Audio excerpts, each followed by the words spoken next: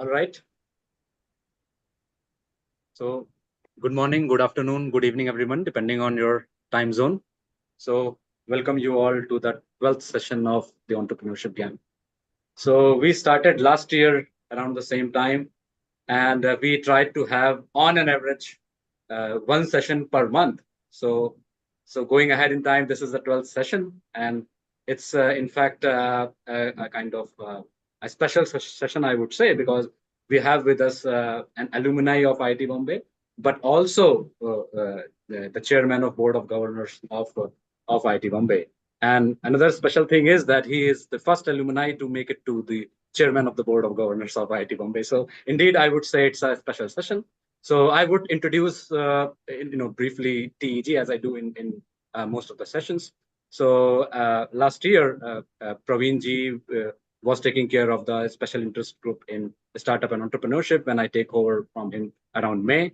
And I came up around this initiative of having talks or workshops or sessions like as we have with us in TEG, so that young entrepreneurs could get some support, but also we can have a platform where people can discuss, they can share ideas, they can collaborate, they can seek for opportunities, they can look out for help as and when needed. And we have an active WhatsApp group. The link must have been shared with you all, but also a list of mentors which we are now building up, which can mentor future entrepreneurs or budding entrepreneurs, or even students in need, and things like that. So the idea is to have talks and sessions from veterans like Sharad ji, like Kamal Rekhi ji. We have Professor Venki, for example. And I try to keep, as I call, a good balance between paper practice and the policy world. So people from the corporates do come, leaders from the corporates do come, people from academia do come, but also actual entrepreneurs have been in the past who have given their talks. And that's the idea, to keep on these discussions, these synergies, this kind of collaborations going on, and so that it's largely fruitful to everyone. And yeah, we are also planning for a larger in-person event or a hybrid event. We are not sure when it would take place, but that's the idea. So that slowly we move forward to an actual big conference or an in-person event at IIT Bombay somewhere in the near future. Now, without taking much more time, I would ask my co-host Sunay to formally introduce Sharad ji, and then we can move forward. So, hello everyone. Dr. Sharad Saraf is an acclaimed entrepreneur and the founder and chairman of Technocraft Industries. Launched in 1972 on a modest budget, Technocraft has grown to become the world's second largest manufacturer of drum closures, exporting high precision products worth approximately rupees 40 crores to over 60 countries. Dr. Saraf's strategic vision transformed a struggling steel tube unit and spearheaded the creation of a state-of-the-art cotton yarn export unit. Dr. Saraf is a distinguished ally. He is also the first alumnus to become chairperson of the board of governors at IIT Bombay. Dr. Saraf has also been serving as the chairperson of the board of governors at IIT Jammu. He was involved in starting the IIT Bombay chapter for alumni and operated it for 7 years from 1981 to 88, and is still associated with alumni activities.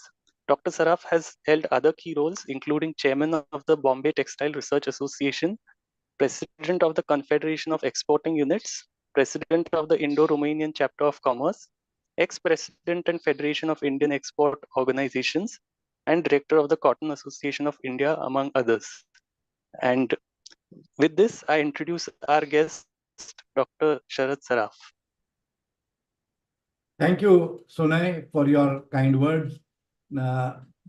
Thanks to Vaibhav for inviting me and giving me this opportunity to share some of my views, some of my stories, and I hope that all of you would enjoy listening to this. I'm very grateful to you.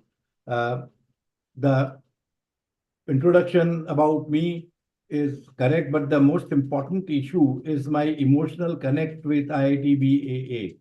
As rightly said, we started, there was no IIT BAA. They would collect only, I think, 5,000 rupees or 3,000 rupees when we passed out. Supposed to be lifetime membership fee for Alumni Association. but there was no alumni association to talk of. I passed out in 1969, by the way.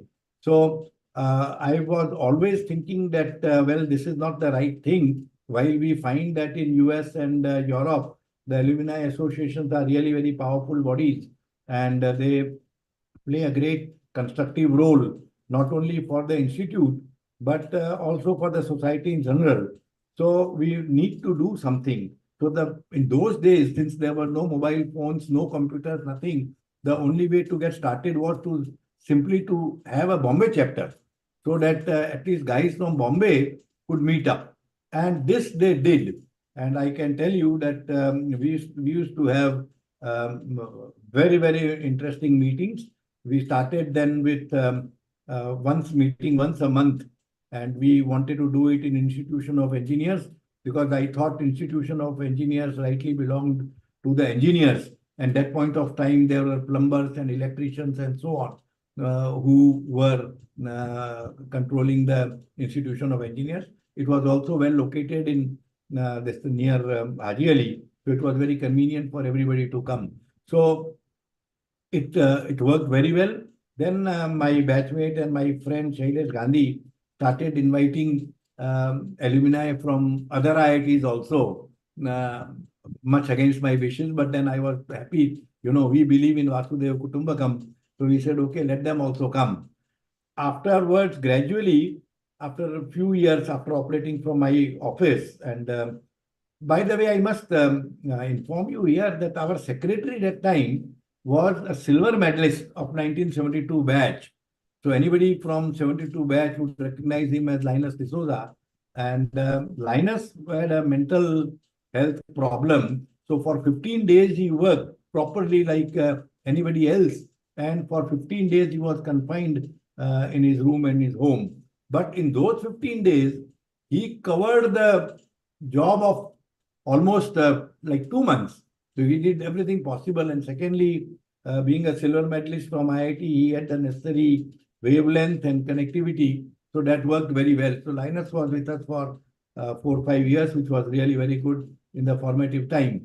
And then Professor A.K. Day, then director at that point of time, agreed to give us a small room in the main building. And that is when we converted the Bombay chapter into the main IITB AA. And subsequently, it was properly organized as a Section 8 company. And my batchmate, classmate, my very good friend, Shailesh Gandhi, became the first chairman of IITB AA at that point of time. And I must say this to his credit, that he did the job of a founding father, and he did a very good job there. So let's not go into more details about that. So this is the emotional connect that I have with IITB AA. So having said this, I think let's go now to the main issue. The subject given is entrepreneurship and innovation. 2 words, entrepreneurship and innovation. So we must understand what is entrepreneurship and what is innovation and what is the connection between the two. And then I will go to amplify with some stories that of my own experiences.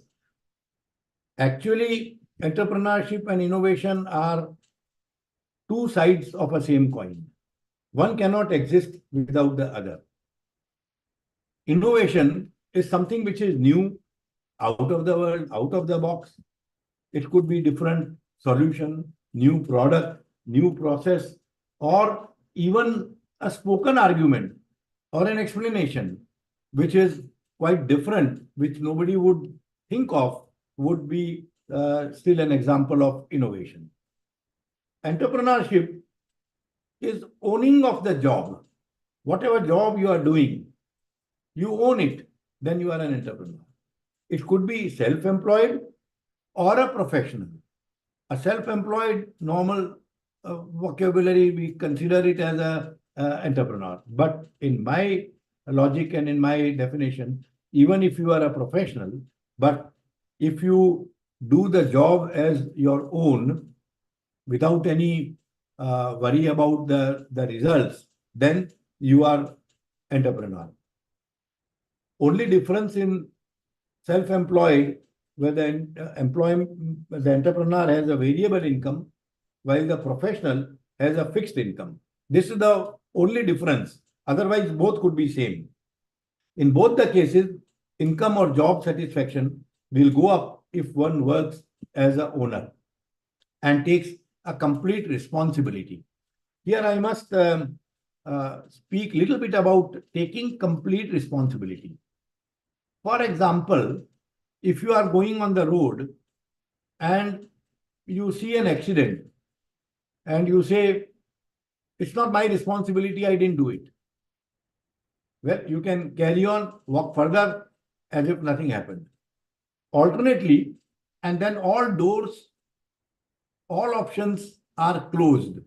When you say, I am not responsible, the matter ends there. But if you say, I am responsible, I didn't do it, but I am responsible because I am seeing it. So you have several options. You can go see how badly the guy is hurt, what has happened, call an ambulance, or call a police if required. Several options get opened up. This is a very simple example of taking complete responsibility. This happens also in the job. If you are a professional, you are working in a company and there is a group working with you, somebody makes a mistake and then you say, well, I am not responsible. Again, the chapter is closed and then nothing can be done and somebody else will take over. But if you say, I am working in the company, I am responsible. So then you can see what your colleague has done, how to rectify it, what else can be done, and how the damage can be controlled or minimized, and so on. So according to me, taking responsibility of the job that you are doing is almost similar to the ownership. And once you are an owner, then you are an entrepreneur, whether you are having a fixed income or whether you are having a variable income. Entrepreneur has to constantly innovate. Otherwise, he will not exist for long. Either he innovates himself or he gets innovation done, because one can always hire talented engineers and talented people to carry out a lot of innovative work. But in any case, if you make a deep study or if you see the stories of the successful companies, then innovation is all the time happening. Let me tell you what, and give you an example of what Reliance is doing. Such a large corporate. Now, it's headed by Mukesh Ambani. So, Mukesh Ambani is an entrepreneur, successful entrepreneur. He continues to be an entrepreneur. So the question comes, what does he innovate and how does he innovate? To tell you truly, he has formed a Reliance Innovation Council, which has Dr. Ram Mashelkar as the chairman. And there are about eight council members. Each one of them is a who's who. Few of them are Nobel laureates and others are very high technologists. They are very well paid. Their job is to come up with new ideas synergical to the business of Reliance or new things that Reliance can do. And there are a few projects that I am aware of which Reliance is going to do and which you will hear very soon, which are propounded or which are proposed by this council. So here is an entrepreneur, a very large one, but he is also innovating. Where was the need for him to have this council to support the innovative spirit of the company? So without innovation, the enterprise would not exist. Now, having given you a brief introduction about what is an entrepreneur and what is innovation, and I'm sure all of you, the audience as I see here, is highly educated, highly learned. So there is no need to go very deep into this aspect, but I will amplify by giving some examples of my own life. So I would not like to go at the time of my time in IIT Bombay, because that is quite similar to the time most of you had.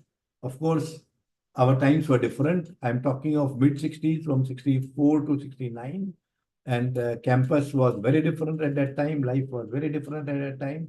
And we didn't have a computer. We didn't have a laptop. We didn't have a mobile phone. We didn't even have a proper computer.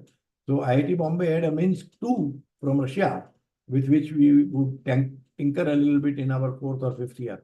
But beyond that, we never heard of this digital technology or a digital world. But in any case, let me not go into my story during the IIT days, but I would like to share some very interesting issues post IIT. So I always wanted to be an entrepreneur. I always wanted to be my own boss, and that was the purpose of my life. Incidentally, in the 3rd chapter of Gita, Lord Krishna describes 2 types of lives. One is want-driven life, and the other is purpose-driven life.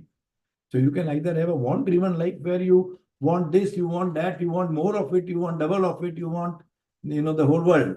But then you can also have a purpose-driven life where you are not worried about the results or worried about what you are going to get, but there is a purpose, and you are passionately following that purpose. So my purpose that time was to be a self-employed entrepreneur and try to do something. So I was looking at various options, various opportunities, and but everybody told me that you need experience. So to get experience, I joined a company owned by one of my relatives, making electric motors. They had got a license to produce a very modern at that time, electric motor, induction motor, which would weigh about 20% less than the motors of those days. A very compact, very nice, very beautiful motor with under East German license. So I joined them. And one of the conditions of this contract was that they would send some engineer for training in their factory for a period of 6 months. So obviously I was sent there for training.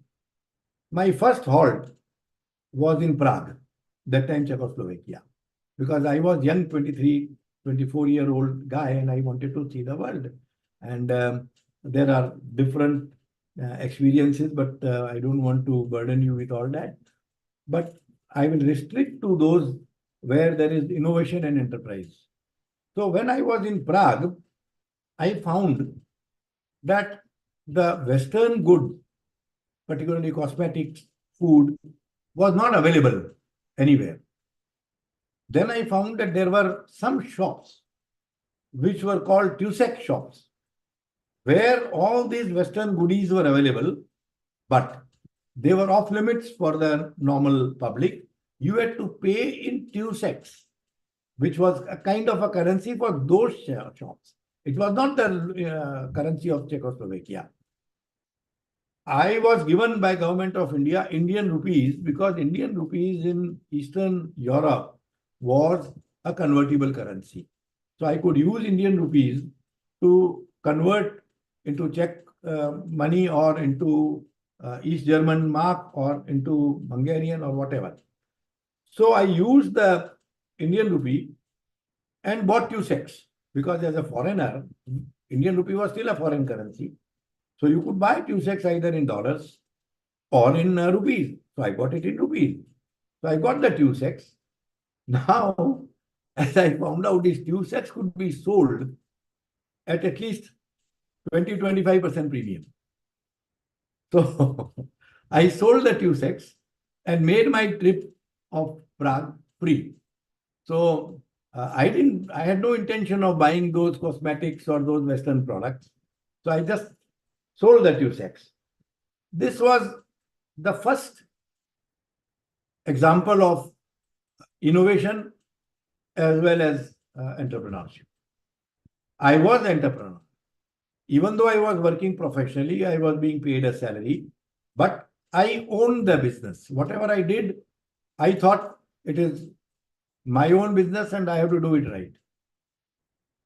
That was an excellent experience. I then reached the factory where the training was there. And then I found that while they gave us all the drawings and designs of the product, they did not give us the drawings and designs of the jigs, fixtures, and other tools, special tools that were required to produce it. According to me, that should have been part of the contract, but they said no. So I spoke to the manager and I said, no. Our job was only to give you drawing of the products and train you here. So I said, okay. The timings were morning 8 o'clock to 4 o'clock, working time of the company.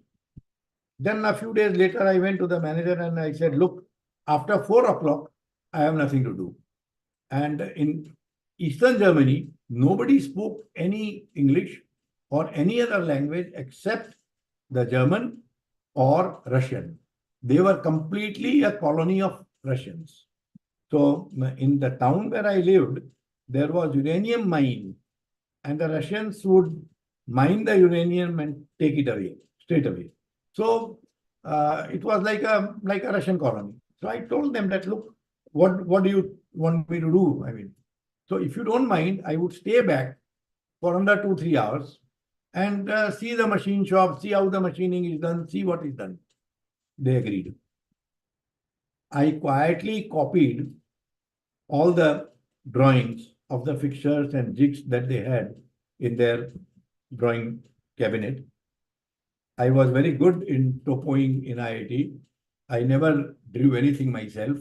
I only took the drawings of my good colleagues, and some of them are here as well. And we had a very nice facility to put it under a lamp and copy the drawing, which I always did. So I copied all their drawings and I brought them home. And when I started the production, I could start with exactly the same fixtures that they had. So this, only a person who is leading the purpose related life, or who owns the job that he is doing or has the passion for the job, will do it. Otherwise, it will be quite difficult. The next, when we started making the electric motors, I would also go to the market to sell. So we sold some motors, the first several motors in the Flora fountain machine market. And then somebody pointed out that the shaft of the motor was moving back and forth by a few millimeters. So they said it was a big defect because the shaft is, moving. I had to come up with a very quick answer. So I told them, look, this motor is made from German technology. It's a very special technology. It is not like the motors that are being made here. Therefore, the shaft is floating, The shaft is self-aligning. So therefore, it has to have that much leeway or a play. This half-truth, semi-truth, untruth coming from a IIT electrical engineer was gulped down by my customers, and they agreed. I went back. I knew it was wrong. We found that there was one wave washer missing in our assembly. I quickly put that, and the display stopped.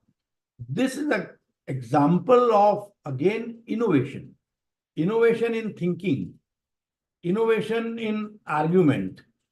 I call it argumentative innovation. Innovation does not necessarily mean only products or processes, but anything that you do differently would be called as innovation. little bit going further, and I will stop my experience of this electric motor thing here, in the motor we had many uh, pressed steel components which were getting done by a company in this Varli Naka called Bharat Barrels. It was part of Prakash Cotton Mills, and it was owned by a very famous person at that time called Mr. Tolar T.R. Jalan, who also owned Filmistan and was kind of a film producer who produced very successful films like Jagruti and some other films which I don't remember now, but a very successful guy, but at the same time, a very furious fellow. I mean, everybody was terribly afraid of going to him. Now, his factory went into, had a labor issue and went to strike. If his factory would stop the production, our production would stop. And then where are we? So I said, somehow I have to find a solution.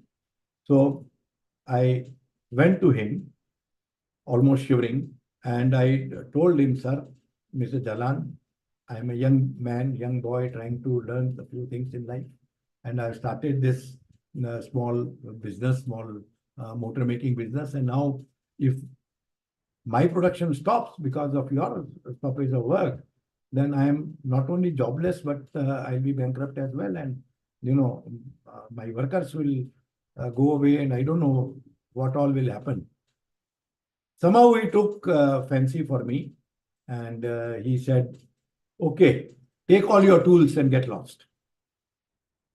I instantly, without waiting for one more minute, went down. I had a colleague there with me. I asked him to get a vehicle, this commercial vehicle, and I went to their store and got all our tools out, dumped them in the vehicle somehow, and started getting out at the gate. The workers stopped and they said, where the hell are you going? So I told the driver, just press hard on the accelerator and I will face the music. I will do whatever it takes. Don't worry. You are not responsible if anything happens. I am responsible. And we got out. Our production continued. Now, you see, this again is an example of you doing things only if you feel that you own it and you are the part of it. So there were quite a few such stories which proved that as far as I worked only as a owner. I never worked just because I was being paid, I think 1,000 or 1,500 rupees at that point of time, which was neither big money nor small money. So I was always thinking. Then, while looking at products, we came across a fantastic product which we never knew was fantastic. One of my relatives was producing zinc die-cast plugs for steel drums.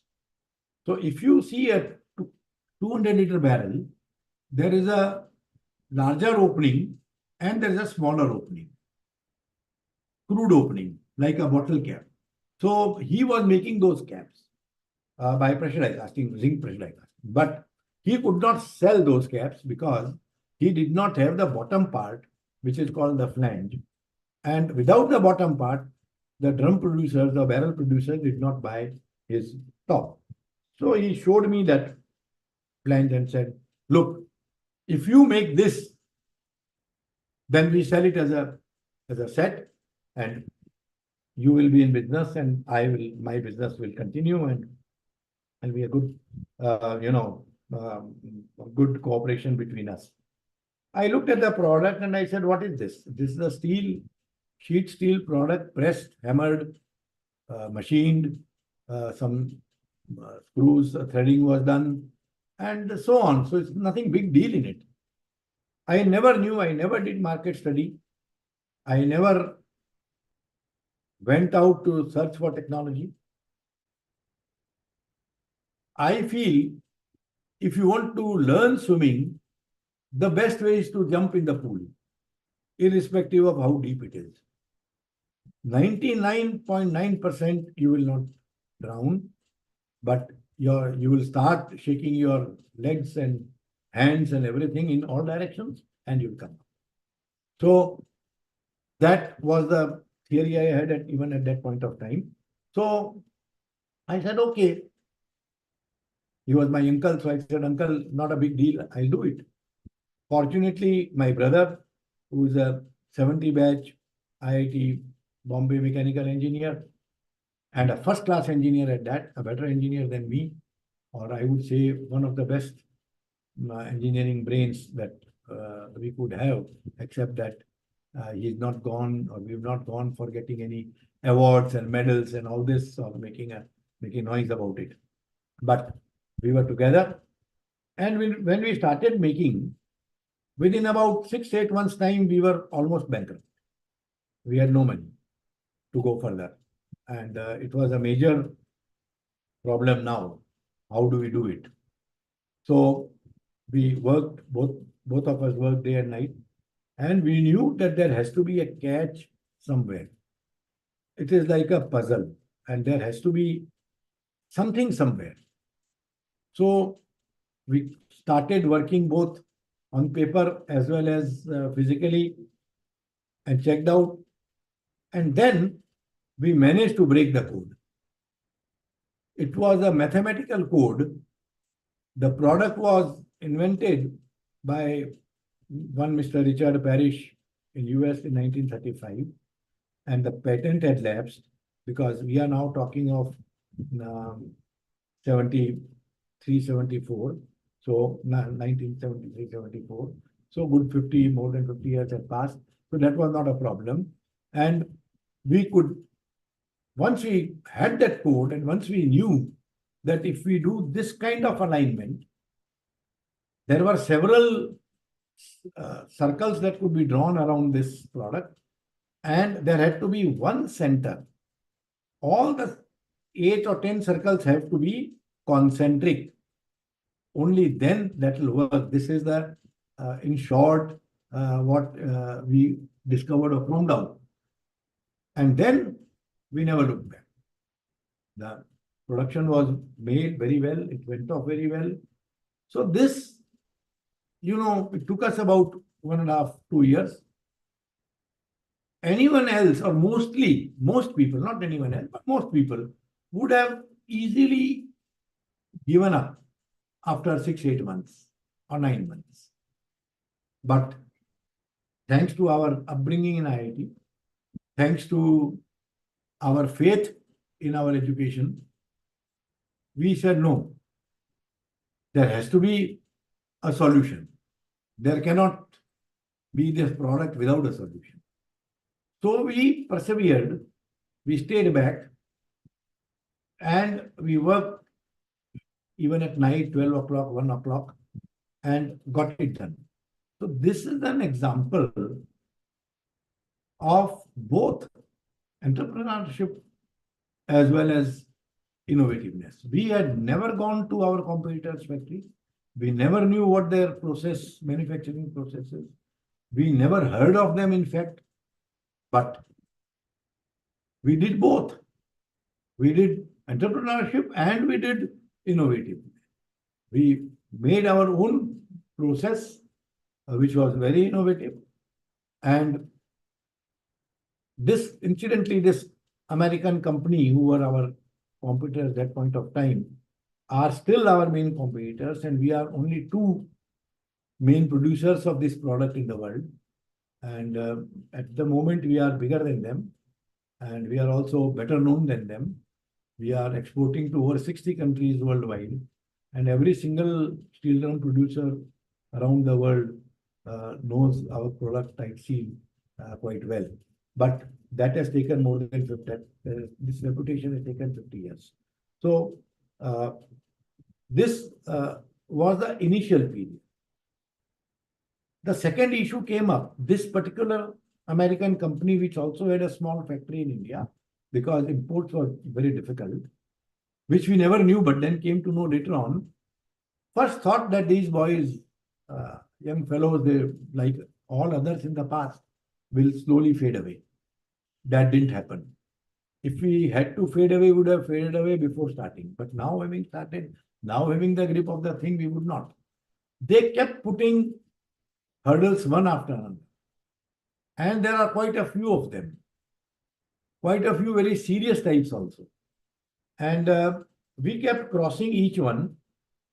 And as you cross one, our strength increased significantly, substantially. We had a very good support from our customers simply because we would work, we would talk to them with our head low, bowed down, while the other fellow was completely arrogant because he had full monopoly at that point of time. So he said, take it or leave it. And he kept the prices and everything very high, the terms very stiff. But we very soon became favorite of all our customers, and it worked out quite well. This is the story of survival. We say the survival of the fittest, but that fittest is not physically fittest. The fittest is the mental fittest. If you have the faith and confidence in your education, in your own thinking, in your own desire to succeed, then you will succeed. And I am sitting in front of you is a good example. Our journey continued. Our fight with this company continues till date. So France and England had a 100-year war. So we've already had a 50-year war. This is a trade war. But still it's a war because they want us dead, and which is not going to happen so easily. Shall we continue then? Yeah, please continue. Yeah. So you know, thank you. So this fight continues. Let me give you some very interesting example of this kind of fight that we've gone through. One of the most recent example about 7-8 years back was these fellows, and they are also in Europe. They are worldwide. They are very big, multi-billion-dollar company, and we are only few $million company. But still, we keep our head high. They put a ring on the plug and said, now this is a different product, and got it patented. So I filed a case against them in the Hague, Holland, in the case where the patents are, where objection to the patents can be done. And I went and attended the hearing. I knew that we had very little chance of winning because they had this separate ring. And we had no intention of putting that ring because that ring brings down the quality. And it is not a very positive or right thing to do. So the judge said this is a separate element, and he granted the patent. The patent was granted. After few months, they filed a case against us for breach of patent, that very patent, in Düsseldorf court, Germany, saying that because if the plug has the threads, and the top thread, the first thread, serves like a ring. That argument I gave at Hague, and that argument they rejected. They said, no, ring is different from the thread. Thread is something which continues spirally around the body, while ring is annular. So there is no start, no finish of the ring, while thread has a start and a finish. So here they said ulta, the other way around. So we produced the transcript from the court, and we gave them several other evidences and so on, and that case went on. But to be on the safe side, we had engaged the most powerful lawyer, IP lawyer in Germany. He was also in Düsseldorf. And as per his advice, we filed an appeal for annulment of their patent, which means the patent case that we had lost, We now wanted that patent to be declared null and void. And this case was filed in Munich. Munich is the headquarters and the ultimate Supreme Court of all the patents. So in Düsseldorf we won. And that case in Munich was there. So then they were in a very weak wicket. And then the hearing was there in Munich. Very funnily, which I found it very strange, the judges in Germany give out their opinion before the case starts, that this is my personal view. I am not here to have you become biased by my view, but this is my view. The judge gave view in our favor. So the chances of their patent going away was bright. But the case went on, and then finally the judge said, okay, you go in that room on the left side and try to see whether you can still arrive at a amicable settlement. Otherwise, I will take up the case. We went there. Their judge said, well, Mr. Saraf, we are two parties here. Why are we fighting? We'll give you a license and charge you some 2%, 3% royalty. And we'll see to it that nobody else comes in. Our intention is to stop anybody else from producing this product. I said, I know that your patent will be thrown out. So therefore, I would like you to pay me a commission or a royalty, whatever you call me, to allow you to keep the patent. I have no problems if you keep the patent. You agree to pay me. So there the clash happened and it didn't work out.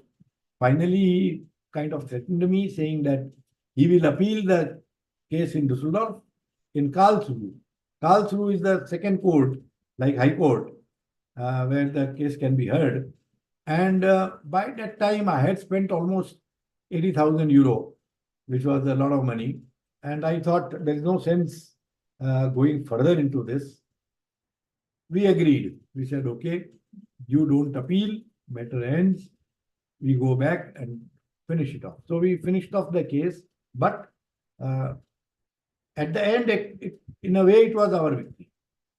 This is intellectual innovation, as I call it. It is also innovation. How you come out with the arguments out of the box thinking is also innovation. So with as far as this company is concerned, we continue to fight, and there are many, many more examples of this. But let us go a little bit further.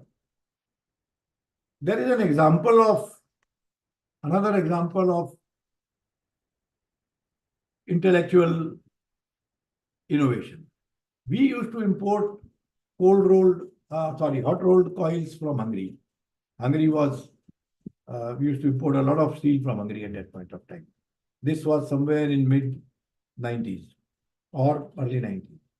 So the Hungarian steel was not the best quality in terms of finish and in terms of accuracies and so on, but it was the cheapest. So our aim was to buy the cheapest. So we used to buy steel from Hungary, and the edges of the steel were not clean. The edges were, a little bit disturbed, and they were not like a plain, clean edge, which normally one would expect.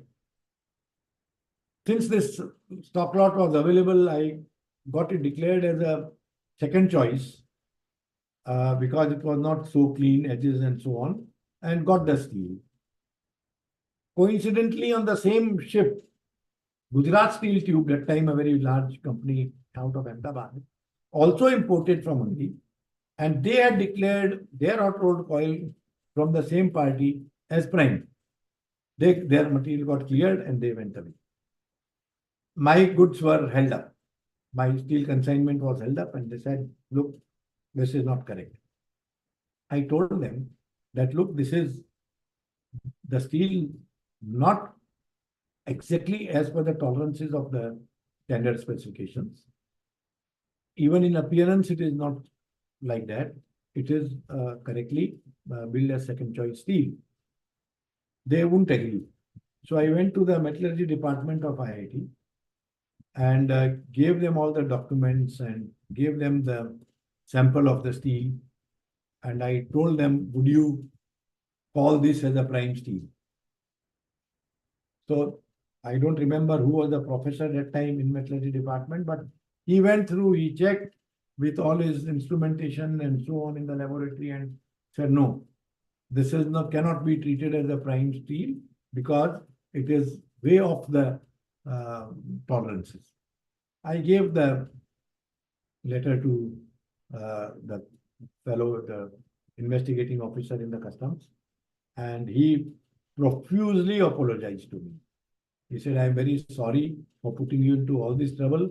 He didn't charge me the demurrage and the fees that they would have charged otherwise.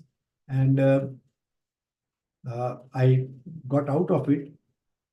It was a half truth, not the full truth, because the goods, what GST, Gujarat Steel Tube got and we got were exactly the same. And according to the Hungarians, it was a prime steel. That was their definition of prime steel, but I got them to declare it as a secondary steel for many different reasons. This again is an example of innovation. I did not produce a product, but I produced an argument so that I could win the case. And the next type of entrepreneurship and innovation is also considering a mental and physical bravery. So here, there is an interesting example. We used to export our product to Iraq, to Dwara refinery, a very big refinery in Baghdad. So we were exporting regularly, and then the Iraq-Kuwait war happened. This was before the Iran-Kuwait war, and then the Iranis jumped in, and then the Iran-Kuwait war happened. And when the Iraqis attacked Kuwait, US put in sanctions. So US, is used to this tool of sanction, or they consider this as a very big weapon, which I do not think it is. And it only makes the other side stronger. So they put sanctions. Our letter of credit was in dollars. So Bank of India would not accept the bill, and I had to make it was something like $150,000, which was a big money for me. So I argued with our bank manager in Bank of India, and he said, look, you get this amendment done in this letter of credit and I'll pay you. To get that amendment done, one had to go to Baghdad. The war was on. And for me, it was a very big issue and I had to go. Because I was very passionate about my business. I was very passionate about my work. Come what may, I said, I'll take enough precautions, enough care, and I'll go. I went to Air India. I asked them about this war and Baghdad flights and so on. They said, Mr. Saraf, don't worry. We will not take you to Baghdad where at the moment the flights are cancelled. We'll take you to Kuwait instead. Because in spite of the war and sanctions, Kuwait airport was still operational. And from Kuwait, we will drive you to Baghdad.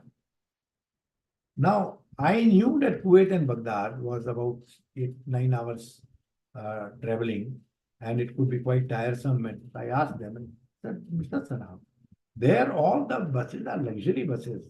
You have no problem. You go sleeping comfortably and you will reach Baghdad. So I said, okay, no problem. I booked myself. I landed in Kuwait in the morning. And then all hell broke loose. As soon as I landed, there was nothing there from the Air India side to make arrangements. Finally, somebody came with a old American school bus, yellow colored, and they said, this bus will take you to Baghdad. I said, now I'm stuck and there's nothing else can be done. So we took that bus, and what a horrible experience. As soon as we got out of Kuwait, we were stopped there. Then at the Iraqi border, we were stopped at the Iraqi border again. By the time we got through, it was almost dark, 8 o'clock, 8 p.m., 12 hours without sleep, without anything. I was there. Then we started the journey almost in hell. There were rockets fired left and right. There were blaring martial music. There were this Red Cross vans carrying the, I don't know, dead or wounded or whatever. And it was a horrifying experience. There was nothing I could do. I was stuck in that dead bus. I said, if something hits this bus, God save me. Fortunately, nothing hit that bus, because at night, nobody would know what kind of bus that is. And one rocket could have easily hit the bus. We reached Baghdad only after about 10 hours in the morning. By that time, I was completely fagged out, shattered, and famished. I was put up in the guest house of the refinery. Very fine room, very fine guest house. There was a Bangladeshi guy, the keeper of the guest house, who recognized my plight. He took good care of me, fed me first. Then, I had a nice shower and bath, and then I went to sleep, and I slept for almost 12, 13 hours and woke up only late evening. And again, next night, I kept sleeping.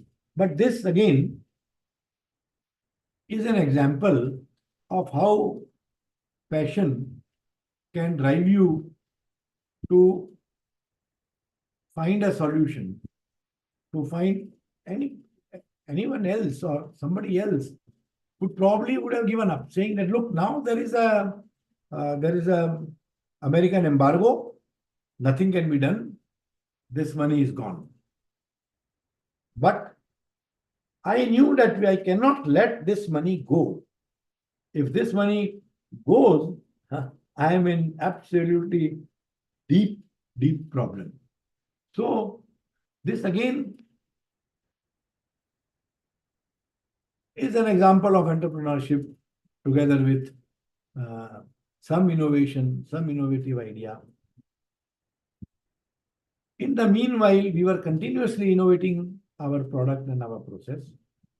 Year on year, we reduce staff, or we keep staff the same, but we increase our production.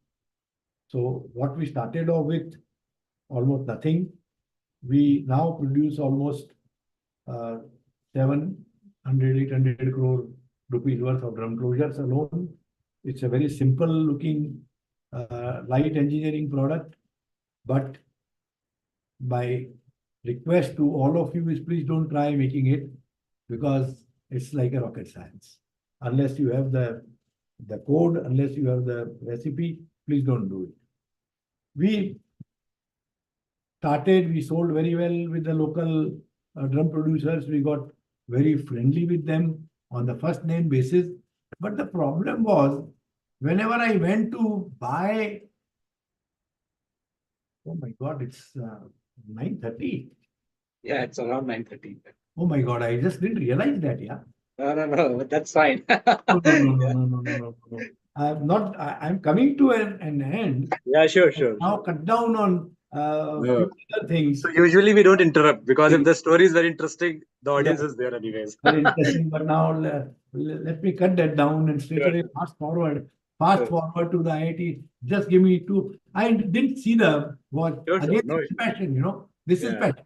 That's why I did cut it, right? It makes a lot of sense to most of us. When I see the names, I find almost all my friends here. So I thought, let it be.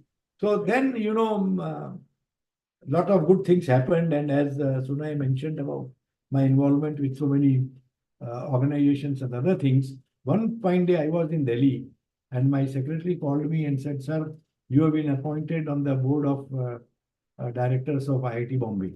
So I said, somebody is pulling my leg. I have too many well-wishers and friends who would be happy to do it. So please don't worry about it and forget about it. After some research work and going through, he said, no, sir, I have checked the stationery. It's a typical government stationery. I have checked the envelope. It is a government envelope. I have checked the postmark. It is a government postmark. So it is true. I simply couldn't believe it. But then I got into the board, and having served there for in the whole term of Devang Kakkar when he was the director, and then the term of Subhashish. During Subhashish Chaudhary's term, the minister thought it fit to nominate me as a chairman of IIT Bombay, and also simultaneously chairman of IIT Jammu. So that thing happened, and that continues. But when I was appointed, another 2 minutes, Vaibhav, I can see your face, but please give me 2 minutes. So because this is very relevant for me to bring it to notice of. Yeah, please. So I thought that a lot of chairmen have come and gone, and nobody knows about them. There's not even any nameplate in the IIT Directors Conference Hall, which puts down the names of all the chairmen. They are lost, even though they may be big names, but they are lost. So I said, look, I have to make a mark that Sharad Saraf was the chairman because he did this. So I have taken up 2 projects for which I need everybody's participation, everybody's cooperation. One is in our sign, our incubation center. I am setting up a 250 crore venture capital fund with a with a green shoe of another 250 crores. So 500 crore so anybody can participate in that. Other one is cleaning up of rejuvenation of Powai Lake, which is very close to the heart of everybody who has lived in IIT. So this is again something very important. So I thought I must mention this at the end. The journey goes on, the life goes on. I am always available, and I never realized that it has taken 1 hour. And I've never spoken for 1 hour straight like this before, not even in convocation speeches or nowhere. So thank you very much. Thanks a lot, Sharad. In fact, it was really interesting. Maybe it was very horrific journey for you, but for us, it was very interesting to know that how you made it possible. Because usually people have a pretty straightforward life, although there are challenges, but their challenges don't involve fighting with the missiles and going to Baghdad and stuff like that. So obviously, pretty interesting journey starting from Prague to Munich to Baghdad, obviously to Mumbai, and where you are still going forward with the innovations and entrepreneurship even today. So there isn't much time, but still I would love to take at least 1 or 2 questions. And some of those. So obviously, first question is that Vilas is asking, what would you suggest as top 5 things to be addressed to a group in their early 20s? So top 5 things which you can quickly just mention. The first is self-confidence. One must have self-confidence, without which you are nothing. Second is never to be scared, never give up. Every problem has a solution. The third is use whatever resources you have very judiciously, very carefully, and try to save the resources as far as possible. Fourth is find a benefactor, find a mentor, find a good guru who can guide you, handhold you, and take you through. So I think these are the 5 things that I would say. Fantastic. That was pretty quick. Moving to the second question. So this is, I think, very relevant to you as well. So how to run a family-owned business and how to motivate the younger generation of the family and keep the peace and harmony in the family. I think, this is very relevant. This is a very relevant question. And one of the good example of this is me and my brother. We are both from IIT 1 year apart in our education, and our age difference is less than 2 years. We have lived in perfect harmony for 52, 53 years. I have 1 son, my brother has a son, and I see both the boys also working in great harmony. The key issue here is to have a lot of patience. Lot of patience. Patience is the only key for survival of family business. All right. Thank you for your quick answer. I see another question, which is by C. Subramanian. He's asking, with the rising entrepreneurial interest on campus, can you share your opinion on how the system can be made supportive and encourage faculty to become entrepreneurs? Well, a lot of faculty has already become entrepreneurs. A lot of our professors are having startups of their own together with their students whom they were mentoring during their PhD or MTech or their studying in IIT. That is one. The second issue is, even while being a professor, they can be an entrepreneur by taking up consultancy assignments, by taking up industrial research assignments, translational research assignments, and so on. As I said during my talk, everyone can be entrepreneur. You don't have to start a company or you don't have to do anything. And fortunately, we have professors who are doing just that, and they are doing it very successfully. Even our existing director, he himself has done a lot of good research work. He did his own startup, which is working quite well in solar thermal area, and a lot of professors are doing. So we already have an ecosystem, and the sign is a very good example. And the new initiative is our research park. Now, let me not take too much time on research park, but anybody who's interested, I'll be too happy to fill up on research park. Yeah, maybe if you are interested, you can just Google ITB Research Park, and there's plenty of information. That also you can do, and I can also help. Yeah. Okay, so the last question which I see is from Kranti, and the question is, apart from innovation, what other critical factors are needed for successful entrepreneurship? I see that you partly answered while your speech, but yeah, maybe you can. Yeah, no. One critical issue here, which I didn't mention at all, is financial management, financial discipline. So if you do not have proper financial management, and you do not have a financial discipline, which means you spend the money which is there in your pocket or what you can afford.